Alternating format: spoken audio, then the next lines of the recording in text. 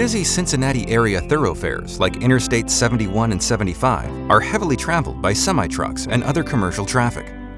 Unfortunately, with both large trucks and passenger vehicles sharing the roads at high speeds, collisions are common. When these collisions occur, passenger vehicles normally suffer tremendous damage, resulting in large medical and repair bills. A majority of commercial truck accidents near Cincinnati are a result of driver fatigue. Almost everybody with a driver's license has experienced the struggle of having to keep their eyes open after many hours of being behind the wheel. These accidents can result in much more serious injuries than that of regular passenger vehicles due to their size and weight. If you or someone you know has been involved in a truck accident in Cincinnati, make sure you get a legal representative as soon as possible.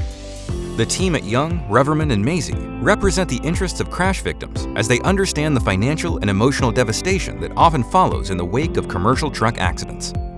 Young, Reverman, and Mazzei, fighting for your right to compensation.